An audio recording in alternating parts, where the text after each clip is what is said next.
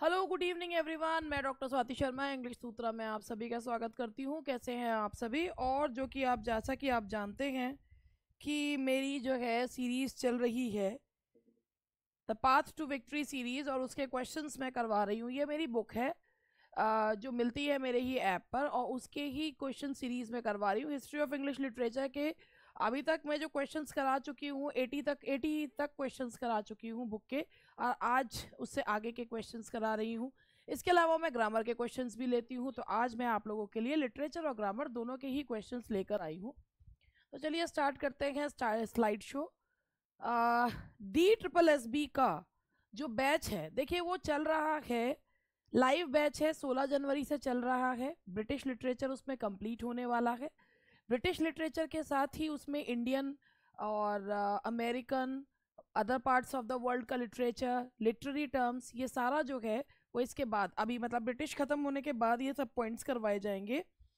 तो those who are interested in taking this course, आपको सारा जो क्लासेस हैं, चाहे लिटरेचर हो या ग्रामर हो, वो लाइव चलती हैं। फिर उनका बैकअप जो है वो मतलब क्लासेस में बैकअप होता है।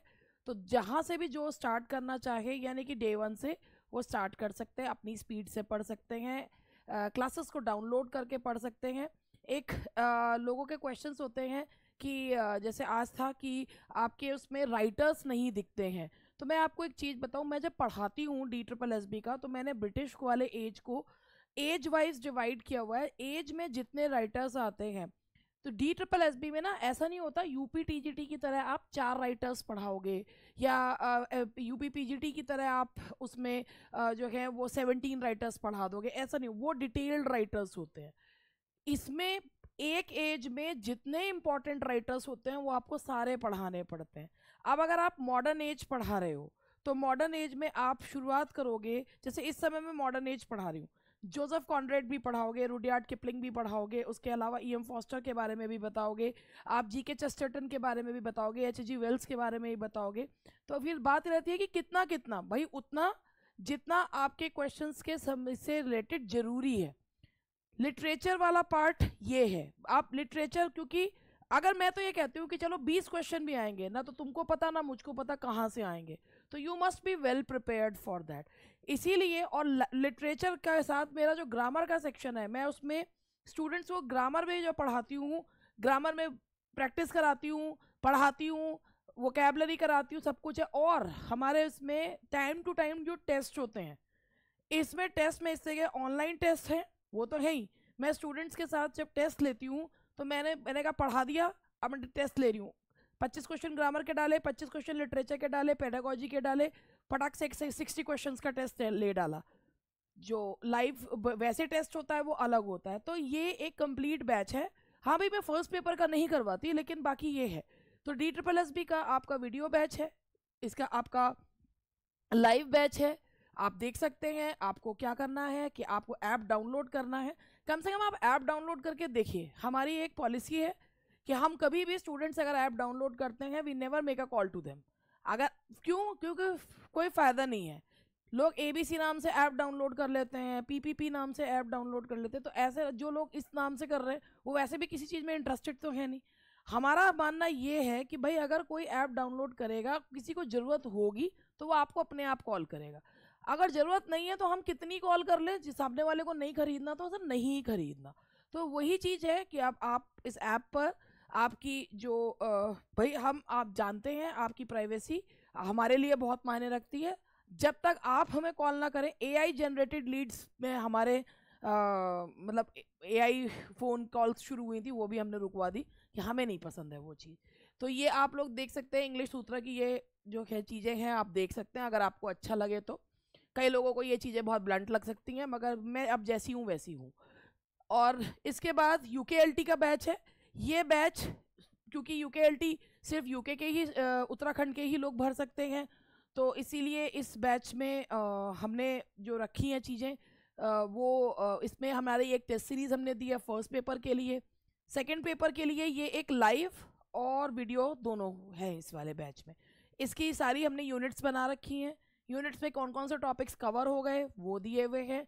आप आके इसको खोल के ये देख सकते हैं कि DSSB वाले बैच में सारे नोट्स आपके बुक फॉर्म में घर पर आते हैं, लेकिन UKLT के बैच के PDF फॉर्म में मिलते हैं। चलिए इसके बाद अब मैं अपने बात शुरू करती हूँ। पहला क्वेश्चन है, ये हिस्ट्री का क्वेश्चन है, क्वेश्चन पढ़िएगा फिर जवाब दीजिएगा। Lady Caroline Lamb described a famous romantic poet as mad, bad and dangerous to know, identify. Shelley, Keats, Byron, William Wordsworth. तो आई होप कि आपने आंसर सोच लिया होगा कि इसका आंसर क्या है।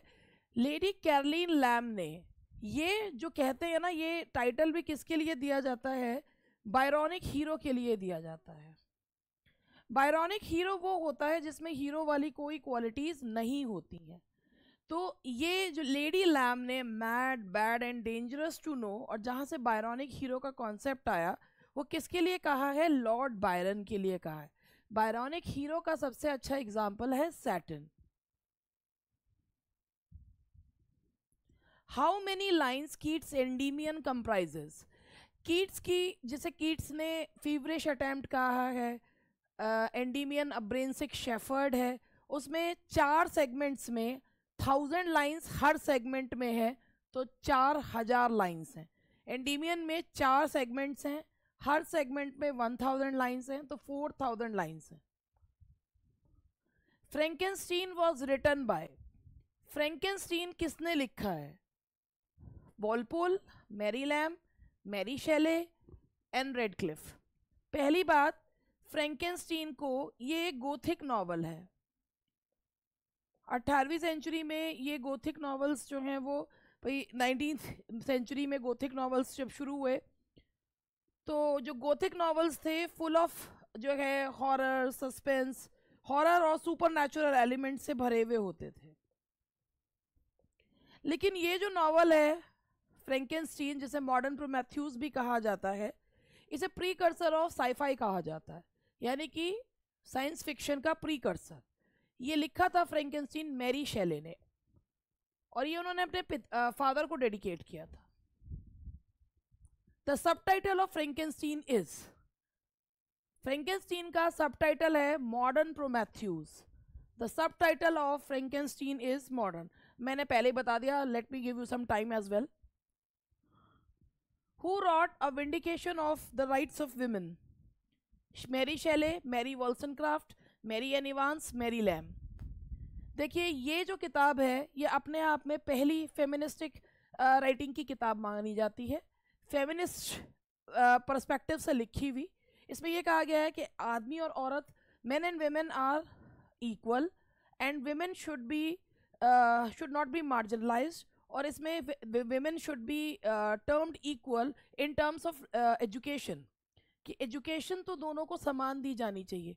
और ये लिखी है किसने? मैरी वॉल्सनक्राफ्ट ने। पहली फेमिनिस्ट जो है ये राइटिंग है। Keats explain the virtue of negative capability in a letter to. Negative capability एक वो टर्म है जिसमें कीट्स का मानना था वो उनमें है और शेक्सपियर में है, जिसमें जो रीडर होता है जब कोई चीज़ पढ़ता है तो उसमें लॉजिक नहीं लगाता। तो इन्होंने ये नेगेटिव कैपेबिलिटी लिखी थी अपने एक लेटर अपने भाई को, that is Tom Keats.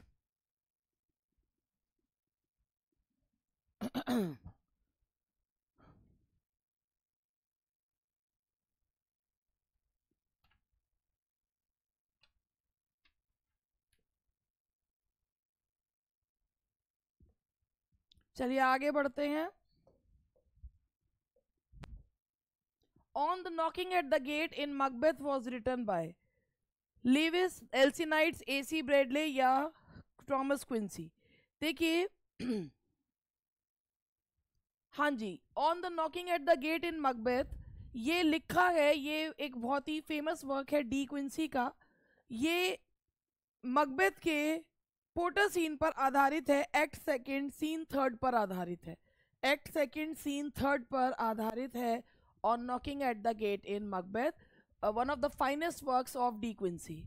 The Marriage of Heaven and Hell was written by Milton, Blake, Wordsworth या Browning. Marriage of Heaven and Hell ये जो वर्क है, पहले इसके बारे में ये बताऊं कि ये Marriage of Heaven and Hell, इसका जो टाइटल है, इसमें the title is ironic.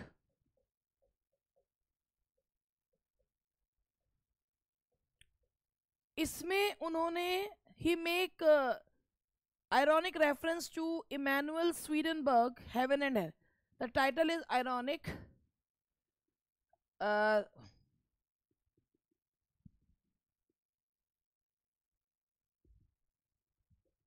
is an ironic reference to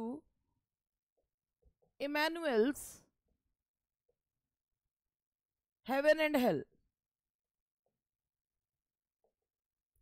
actually इस ये जो टाइटल है इसमें इमैनुअल के हेवन एंड हेल को एक आयरॉनिक रेफरेंस दिया गया है, जिसमें उन्होंने इसको बहुत ही हेवन एंड हेल को बहुत ही एक मॉरल वर्चूज को दिखाते हुए बताया है, जबकि विलियम ब्लेक ने अपने रोमांटिक जो पॉइंट ऑफ व्यू है वो marriage of heaven and hell में बताया है। तो marriage of heaven and hell किसके द्वारा लिखी गई है? विलियम ब्लेक के द्वारा लिखी गई है। France an ode was written by, आप सभी को पता है कि 1789 में फ्रेंच रेवोल्यूशन हुआ था।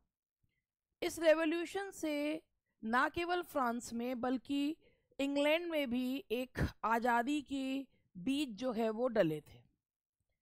लेकिन और इस पे बाद में चाहे इस रेवोल्यूशन से डिसइल्यूजन्ड हो गए थे, लेकिन तब उसको ग्लोरीफाई करने के लिए लिखा था कॉलरिज ने एक ओट, फ्रांस एंड ओट।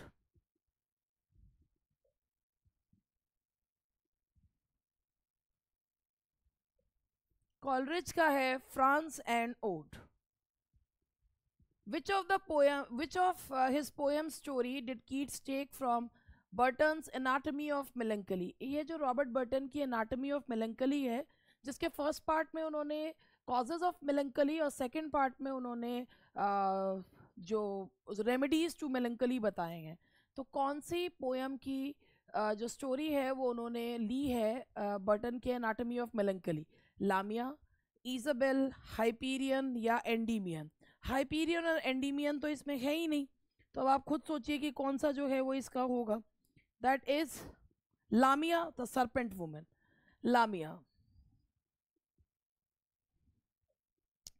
लामिया की स्टोरी जो है वो बर्टन की एनाटॉमी ऑफ मेलंकली से ली गई है।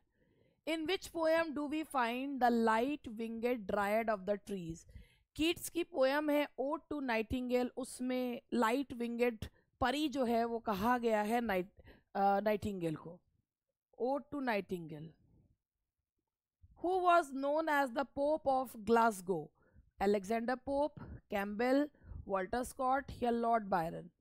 पोप ऑफ ग्लासगो कहलाते हैं थॉमस कैम्बेल। इनकी जो उपलब्धि है वो ये मैं आपको बताती हूँ कि इन्होंने एक तो क्लेरेंस क्लब जो है वो लिखा है, और प्लेजर्स ऑफ होप, ये एक तो ये क्लेरेंस क्लब जो है वो इन्होंने ही फाउंडेड क्लेरेंस क्लब, और एक इन्होंने एक डिडेक्टिक पोएम लिखी है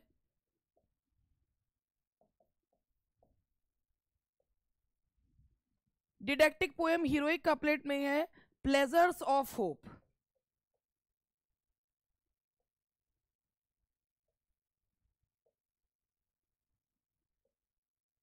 कैम्बेल को कहा जाता है pope of Glasgow. He was born in Glasgow. Clearance club, he founded clearance club, और डिडेक्टिक पोएम लिखी उन्होंने pleasures of hope. Which of the following works influenced Wordsworth the most?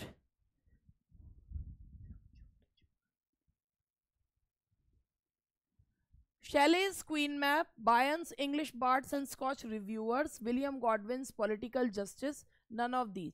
देखिए वर्ड्सवर्थ को जो सबसे ज़्यादा प्रभावित किया था वो गॉडविन के पॉलिटिकल जस्टिस ने प्रभावित किया था। गॉडविन जो कि एक एनार्किस्ट थे, विलियम वर्ड्सवर्थ गॉडविन की पॉलिटिकल थ्योरी से काफ़ी ज़्यादा प्रभावित थे, तो विलियम गॉडविन की पॉलिटिकल जस्टिस ने उन्हें काफ़ी प्रभावित किया था। Which of his poem did Keats describe as a feverish attempt rather than a deed accomplished? देखिए कीट्स ने जब एंडीमियन लिखी थी तो उनको उसके लिए बहुत ज़्यादा क्रिटिसिज्म झेलना पड़ा था, और इसके लिए उन्होंने कहा था it's a feverish attempt rather than a deed accomplish. वही 4 segment 1000 lines each. So that is Endymion. A thing of beauty is a joy forever. Keats on first looking into Chapman's Homer. Keats बहुत ज़्यादा प्रभावित थे Greek जो है culture से.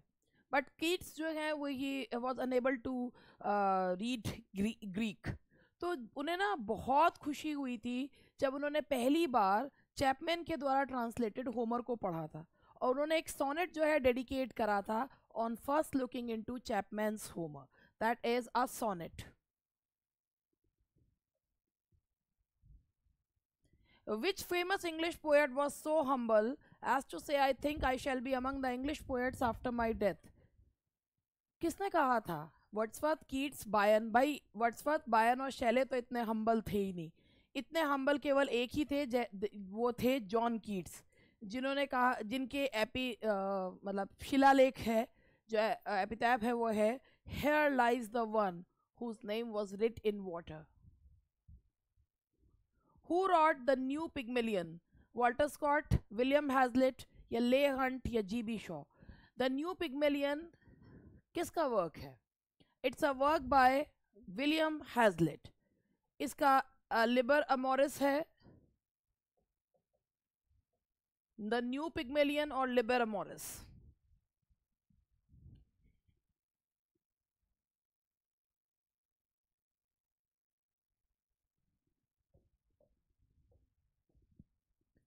Lake reminiscences was written by. Lake reminiscences ये एक series of essays है. ये लेक रेमिनिसेंस जो लिखे गए थे, actually one of the autobiographical works हैं. ये वर्क है किसका है? डी क्विंसी का. That is a work by Thomas De Quincey. लेकिन ये लेक पोएट्स को पसंद नहीं आया था बिल्कुल भी, और सबसे ज़्यादा नापसंद किया था विलियम वर्ड्सवर्थ ने. जो लेक रेमिनिसेंस से सबसे ज़्यादा ऑफेंडेड हुए थे, दैट वाज विलियम वर्ड्सवर्थ. बिल्कुल भी उन्हें पसंद नहीं आया था ये work.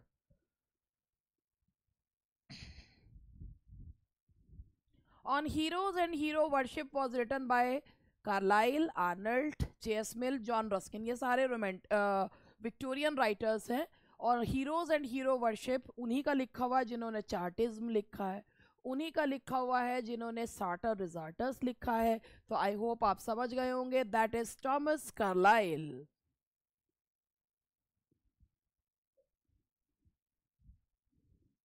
Seven lamps of architecture was written by, ये वही है सेवन लैम्प्स ऑफ आर्किटेक्चर वाले. That is John Ruskin. That is John Ruskin. Oxford movement was founded by Keble, John Henry, John Ruskin, John Stuart Mill. Oxford movement जो कि Oxford university से start हुआ था, जिसमें यह था कि जो रोमन कैथलिक चर्चेज हैं उन्हीं के नियमों कानूनों को एंग्लिकन चर्चेज में फॉलो किया जाना चाहिए. ऑक्सफोर्ड मूवमेंट से was founded by John Keble. इसे ट्रैक्टेरियन मूवमेंट भी कहा जाता है. It is also known as Tractarian movement. The origin of species came out in 57, 59, 58, 60. Origin of species Charles Darwin की है. इस बुक के आने के बाद लोगों का जो फेथ था that was completely shattered. People used to believe that we are the sum and substance of God, and eventually they got to know that we are not the part of God. We are just simple human beings who are made from different cells and other things, and we are not that privileged race of all, the most privileged race of all. So this book worked as an eye opener to the people. और इसीलिए जो Victorian era के लोग हैं, जैसे Matthew Arnold ने भी कहा था कि वो जो है ना वो असमंजस की स्थिति में है. जो विक्टोरियंस हैं they are in dilemma. Sometimes they want to follow their religion, their tradition, and at times they follow logic. तो ये ओरिजिन ऑफ स्पीशीज ने इसमें बहुत बड़ी भूमिका निभाई थी और चार्ल्स डार्विन की, and it came in 1859। 1859। Ulysses by Tennyson is a sonnet, ballad, dramatic, monologue, epic poem. Victorian era में जो पोएम्स लिखी जाती थी वो नैरेटिव स्टाइल में लिखी जाती थी, कहानी कहती हुई, एक लीनियर फॉर्म में पोएम्स जो है चला करती थी। जो टेनिसन की यूलिसिस है, that's a dramatic monologue.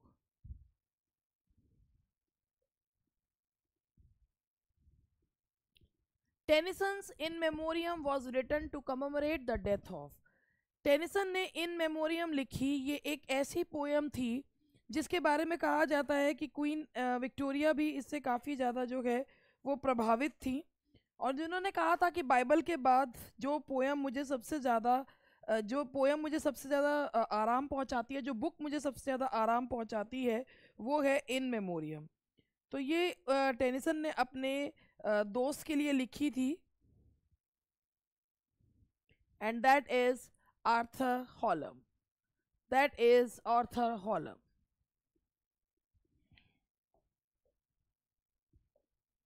The importance of being Earnest was written by, ये एक प्ले है, कॉमेडी है, और ये लिखा था ऑस्कर वाइल्ड ने। That is a work by Oscar Wilde. The subtitle of the Dynasts is, Dynasts Hardy का एक ड्रामा है, और ये है a drama of the Napoleonic wars. A drama of the Napoleonic wars. In which Hardy's novel do we find the president of the immortals? Hardy जो कि जाने जाते हैं अपने नॉवेल्स में चांस एंड फेट के लिए, और उन्होंने एक बहुत फेमस जो है line, God is not in his heaven and all is wrong with the world, Robert browning की लाइन को अलग तरीके से यूज़ किया है। और प्रेसिडेंट ऑफ द इमोर्टल्स उन्होंने गॉड को कहा है, जिसमें कहा है टेस्ट के साथ जितना खेल सकते थे उतना खेल लिया, तो ये कहा है टेस्ट में।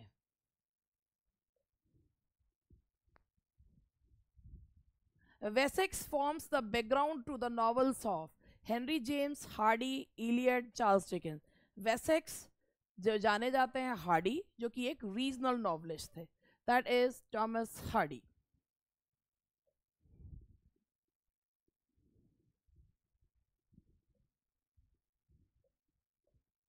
Literature and dogma is written by, literature and dogma work है मैथ्यू आर्नल्ड का। Matthew Arnold, he belong to Victorian era. अब मैं आपसे इसके सामने कितनी बार ये बोला मैंने कि ये विक्टोरियन एरा को बिलोंग करते हैं, तो आप ये सोचिए कि जितने जैसे कार्लाइल थे, जे.एस. मिल थे, जितने भी हैं, तो ये अगर जो भी राइटर आ रहा है ना, उसके एक एक दो दो तीन तीन वर्क्स के बारे में बताना ही पड़ता है। मतलब ढेर राइटर्स जो हैं वो आपको तैयार करवाने पड़ते हैं when you go through history of English literature, या अमेरिकन या इंडियन पढ़ते हैं, तो you can not name each and every writer. अब ये मैंने थोड़े ग्रामर के क्वेश्चन लिए हैं, एडवर्ब्स के क्वेश्चन है, क्वेश्चन देखिए और फटाफट जवाब दीजिए। Which kind of adverb is the word in capital? Mothers look gently at their babies. तो अभी जब भी एडवर्ब पता करवाना हो, एक एडवर्ब किस किस को मॉडिफाई करता है? वर्ब को करता है, एडजेक्टिव को करता है, और एडवर्ब को करता है। तो यहाँ मदर्स लुक हाउ, तो ये जो जेंटली है ये हाउ का जवाब दे रहा है, तो that is an adverb of manner. Next question, the airline passengers were completely exhausted after their long flight. How much exhausted? Completely. तो हाउ मच का जवाब इनमें से कौन सा देगा? एडवर्ब ऑफ टाइम या frequency, adverb of place, adverb of degree. How much, तो ये एडवर्ब ऑफ डिग्री या क्वांटिटी देता है, तो and that is adverb of degree या क्वांटिटी इसे कहते हैं।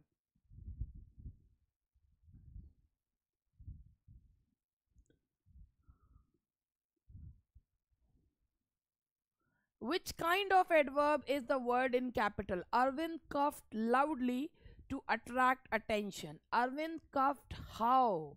तो जो how का जवाब दे रहा है that is adverb of manner. देखिए manner जवाब देगा how का, एडवर्ब ऑफ टाइम जो है वो देगा का व्हेन का, या हाउ मेनी टाइम्स का देगा। एडवर्ब ऑफ प्लेस देगा वेयर का। एडवर्ब ऑफ डिग्री या क्वांटिटी देगा हाउ मच का। तो जब वर्ब से पूछने पे ये क्वेश्चंस आते हैं तो एडवर्ब अपने आप पता चल जाता है। Which kind of adverb is the word in capitals? The child was lost and the parents looked for her everywhere. The parents looked for her where?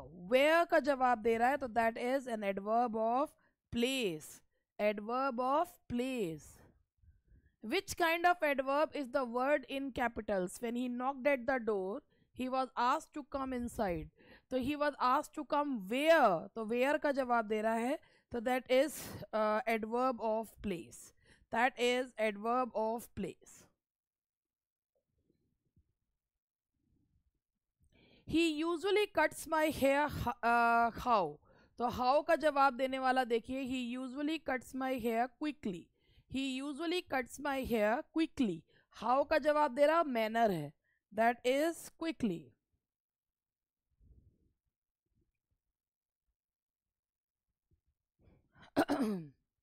Ronnie runs dash of the three of us. देखिए जैसे adjective की degrees होती हैं ऐसे ही adverbs की होती है। Adjective noun को क्वालिफाई करता है और एडवर्ब जो है वो वर्ब एडजेक्टिव को मॉडिफाई करता है। तो Ronnie runs fastest of the three, भाई सुपरलेटिव डिग्री आएगी लेकिन एडवर्ब की आएगी तो फास्टेस्ट आएगा, दैट इज सी। अगर आप कहते हैं फास्ट फ्रेंड तो यही चीज जो है वो एडजेक्टिव है, और अगर बोलते हैं फास्टेस्ट ऑफ ऑल तो वर्ब को मॉडिफाई कर रहा है तो एडवर्ब हो गया। Choose the correct adverb from the given alternative. Jibran drives dash of the four of us. तो यहाँ पर फोर ऑफ अस आ रहा है तो सुपरलेटिव डिग्री आएगी, ड्राइव का आ रहा है तो मोस्ट केयरफुली, तो Jibran drives most carefully. How का जवाब दे रहा है, एडवर्ब ऑफ मैनर है और उसको मोस्ट जो है उसके आगे लगा है। The red bird sings how loudly, कोई कंपैरिजन नहीं है तो यहाँ पर आएगा loudly. A house is practically on the highway. The adverb practically modifies. Our house is where? On the highway. Practically on the highway. On the highway. ये prepositional phrase है. Adverb किसको modify कर रहा है? Prepositional phrase को. The answer is B. और ये prepositional phrase यहाँ पर ये verb का जवाब दे रहा है. ये यहाँ पर आपका adverb phrase है. Obviously I could be wrong. The adverb obviously modifies. जब कभी adverb sentence के शुरू में आता है तो वो पूरा sentence modify करता है. Fortunately they were saved. तो obviously पूरे clause को modify कर रहा है. तो the answer is C.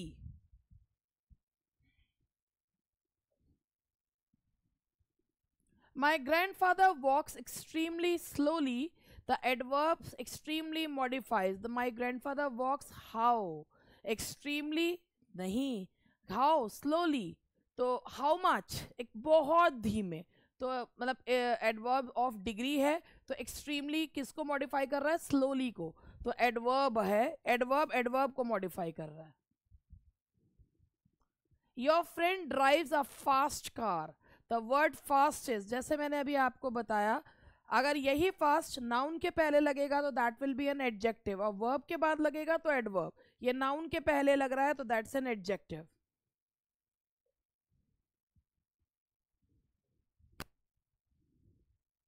Your roommate drives quite fast, doesn't she? The verb quite modifies. Your roommate drives how fast? कितना? Quite, पूरी तरह से. तो that is adverb of degree. तो क्वाइट जो है वो फास्ट को मॉडिफाई कर रहा है तो एडवर्ब को मॉडिफाई कर रहा है. The answer is C. We rarely go to the movies on the weekends. The adverb rarely modify. We rarely, हम कितनी बार जाते हैं, एडवर्ब ऑफ फ्रीक्वेंसी है, मुश्किल से ही जाते हैं. तो we go how many times? Rarely. Go को मॉडिफाई कर रहा है, यानी कि रेयरली एडवर्ब को ही मॉडिफाई कर रहा है। तो ये था आज का सेशन। थोड़ा सा मेरा गला जो है वो ऐसे ही हो रहा है। आई होप कि ये सेशन आपके लिए हेल्पफुल रहे। और ये है वो किताब जिसमें से मैं ये सीरीज़ जो है वो करवा रही हूँ। इस समय ग्रामर तो देखिए सभी के लिए हेल्पफुल रहती है, और जो history of English literature basically में UKLT, DSSB, TGT में जितना पार्ट उसके लिए हेल्पफुल होगा, UP, TGT, PGT के लिए, वो मैं करवा रही हूँ। वैसे ये बुक मैंने सिर्फ UP, TGT के लिए ही लिखी है, मगर इसमें कुछ चीज़ें होती हैं जो कॉमन रहती हैं। तो that's all for today. May God bless you. Bye bye.